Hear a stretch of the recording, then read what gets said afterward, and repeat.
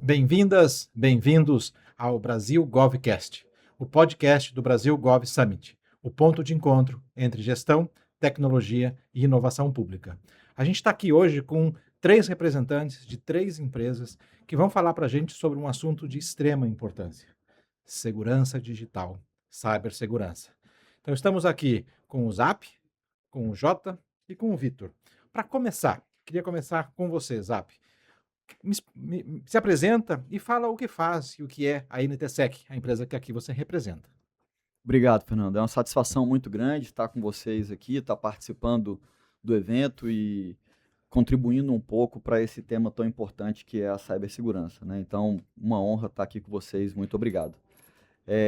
A NTSEC é uma empresa que nasceu há 18 anos atrás, voltada para a cibersegurança, enxergando a necessidade de entregar mais do que produto, né? Então, o nosso fundador, ele teve uma experiência ao comprar uma solução de cyber, ele era cliente, e a empresa foi lá, entregou o equipamento para ele, hackeou, energizou, fez a configuração mínima, virou as costas, foi embora, voltou depois de 36 meses para poder tentar fazer a renovação do contrato.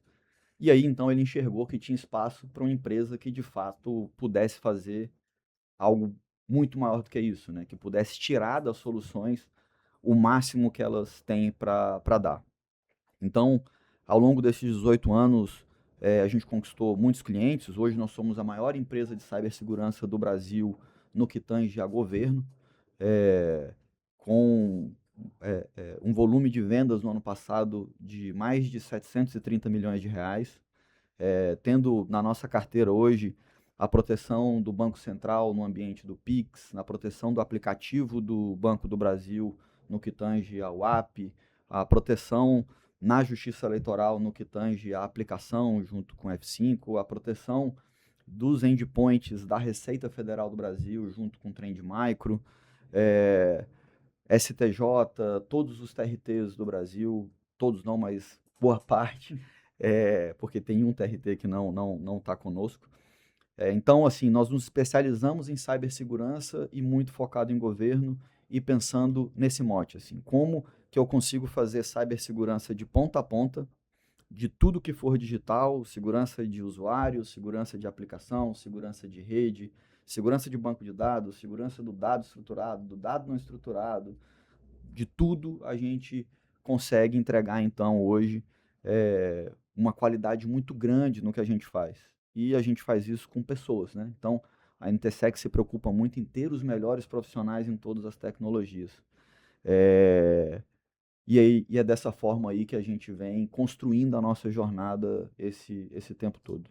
Bacana, obrigado, Zap. E você mencionou 2 empresas, né? A F5 e a Trend Micro, que estão presentes aqui. Então, acho que eu vou passar a palavra para o Jota, para que também possa se apresentar, Jota, e falar o que é e o que faz a Trend Micro. Legal. Sou o Igor Jota, represento a Trend, agora a Trend AI. A gente está passando por toda uma reformulação bem legal. A Trend é uma empresa de quase 40 anos de mercado, uma empresa japonesa, fabricante de soluções de cibersegurança.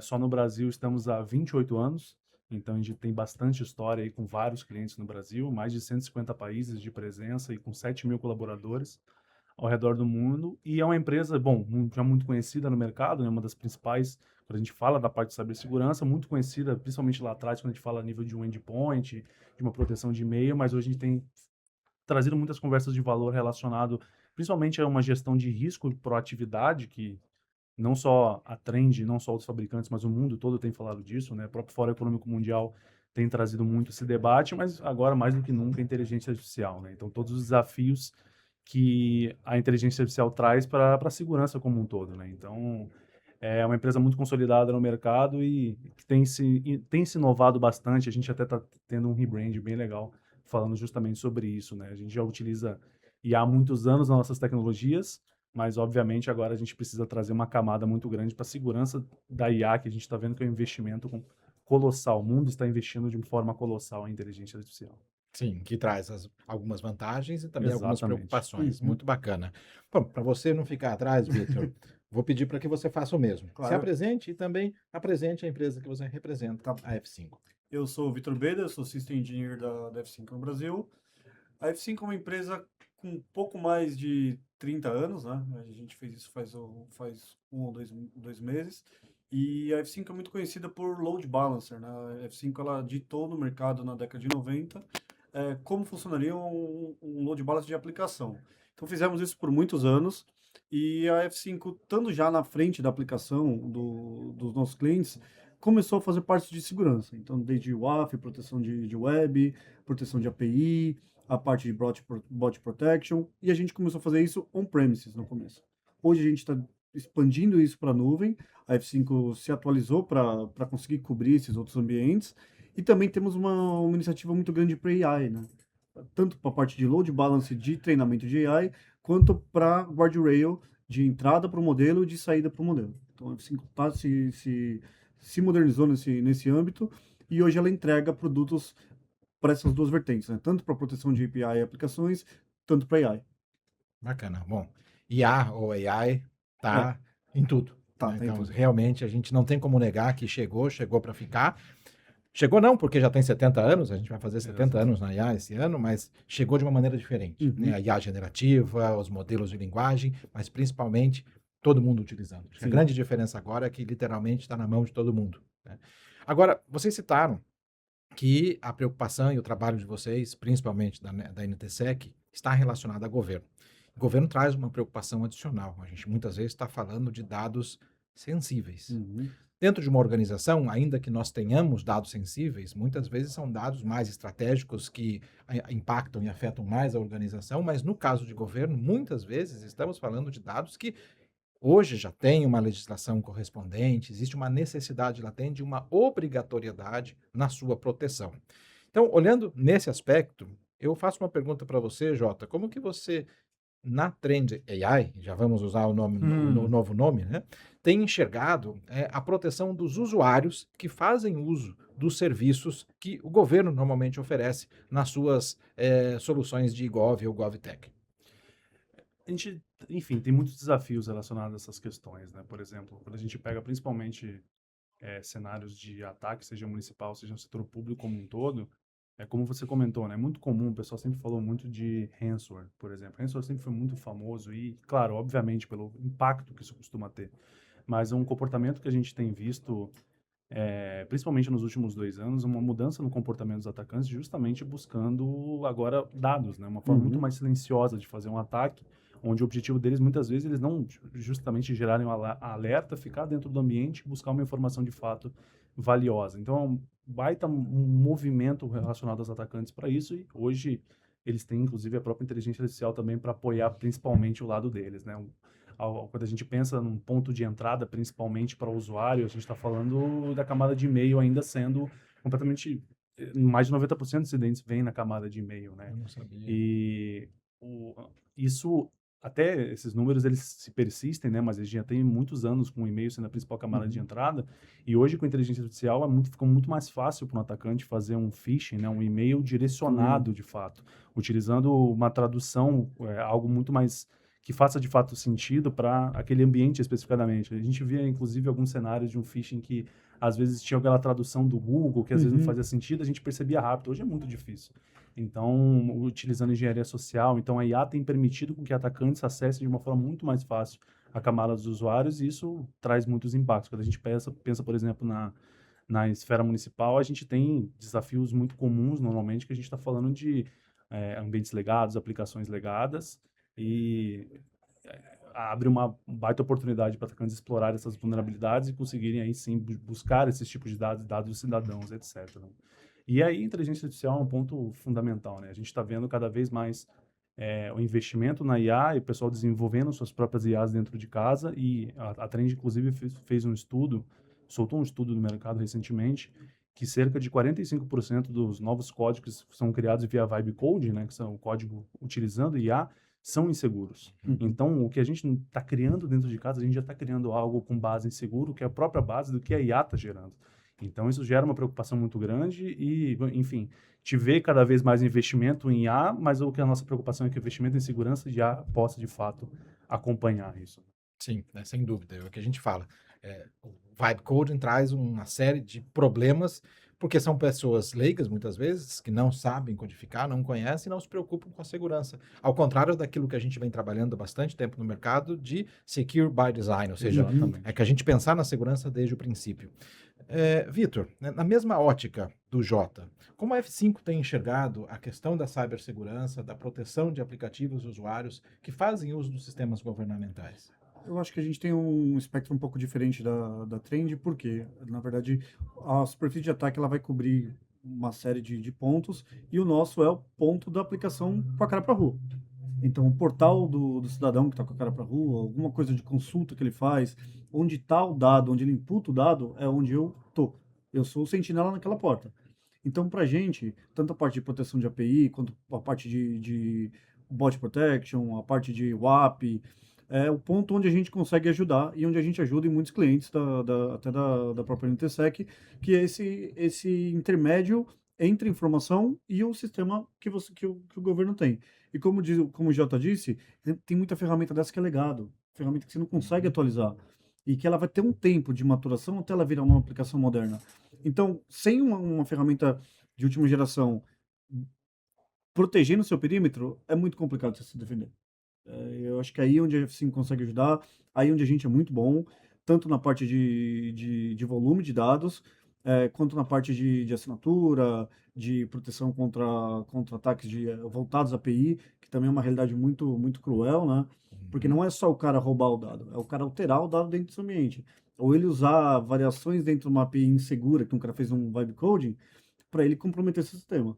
Então, isso a gente consegue ajudar e isso a gente é muito bom fazendo. Legal, bacana. Zap, eu vou mudar um pouco a pergunta, porque eles trouxeram pontos interessantes que mostram onde os ataques acontecem. E quando a gente olha para a cibersegurança, a gente fala de um conjunto formado por 3 elos. Tecnologia, a gente tem que ter a última tecnologia, protegendo o perímetro, a gente tem que ter bons processos, mas de nada adianta termos uma tecnologia avançada, um processo bem definido, se as pessoas não seguirem aquilo. E você mesmo falou, 90% dos ataques ainda são phishing que vem no e-mail, ou seja, o usuário abriu o e-mail, clicou naquele link malicioso. NTSEC está na linha de frente, oferecendo produto, solução, conversando com o cliente ou com os clientes. Como você enxerga a necessidade da capacitação, do letramento dessas pessoas que vão comprar, que vão usar na questão da cibersegurança digital? É legal porque todo mundo sai de casa e tranca a porta, tranca as janelas e assim por diante. Por que ainda não fazemos isso com os nossos sistemas digitais? Excelente, Fernando. Inclusive, nessa linha, tem uma matéria da Forbes de 2022, se não me engano. Ou seja, a gente está falando aí de 4 anos atrás, onde a manchete era Stop Wasting Money in Cybersecurity. Então, pare de desperdiçar dinheiro em cibersegurança, e as chamadas eram justamente essas, né? Ferramentas não são as respostas, investir em cibersegurança dentro do perímetro, dentro da equipe de TI, não é a resposta.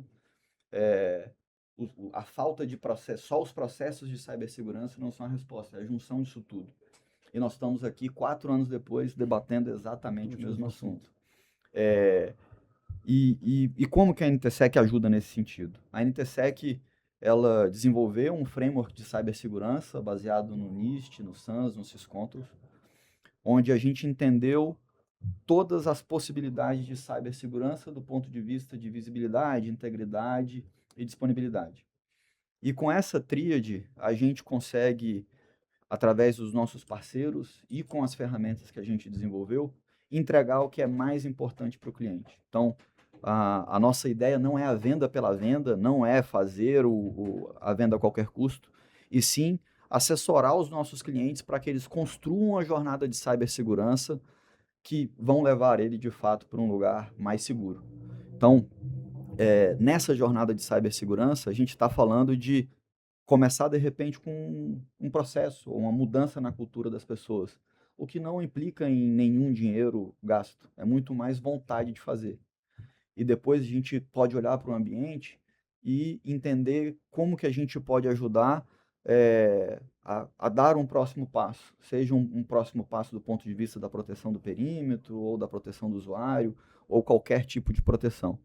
Então, é dessa forma que a gente consegue ajudar os nossos clientes a, de fato, ter um ambiente mais seguro.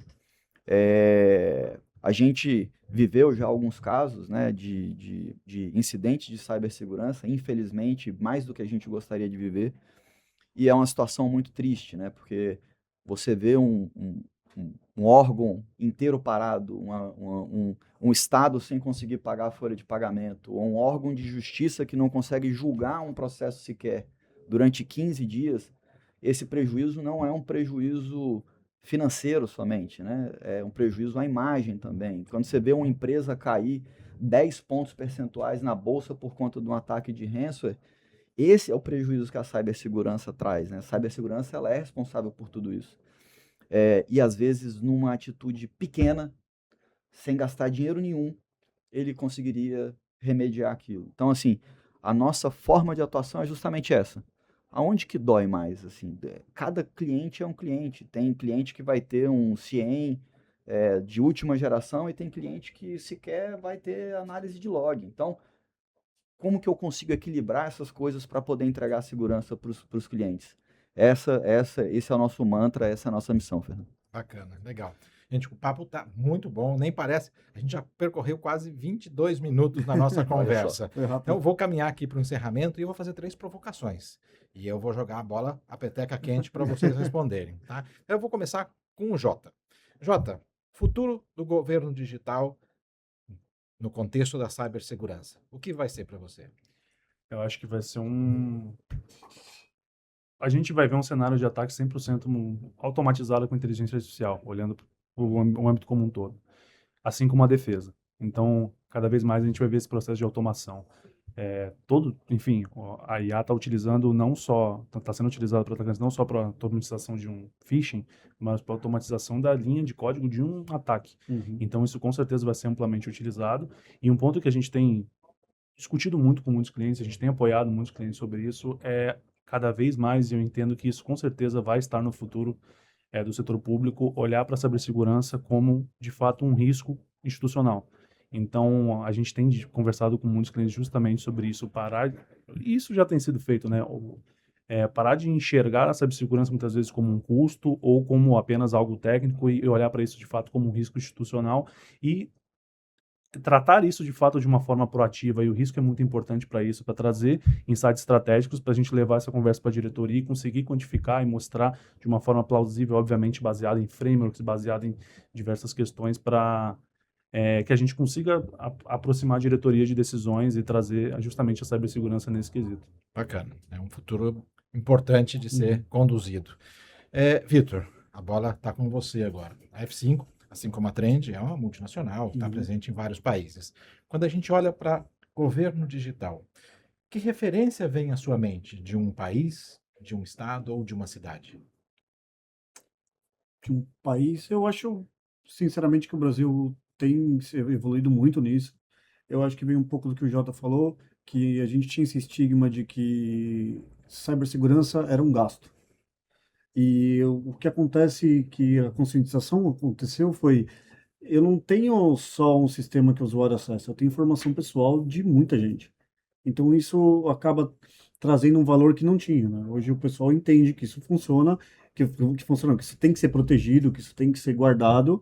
E eu acho que a F5 tem produtos e intenções muito alinhadas com esse objetivo, principalmente da proteção de aplicações. Que, querendo ou não, é uma grande parte da porta de entrada para todo tipo quanto é hacker. O negócio que o Jota falou também, a parte de IA.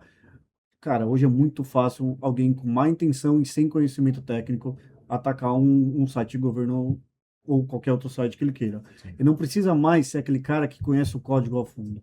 Ele pega o modelo, sobe na máquina dele e faz o modelo funcionar a partir dele. Só que a defesa, ela acaba estando sempre um passo atrás.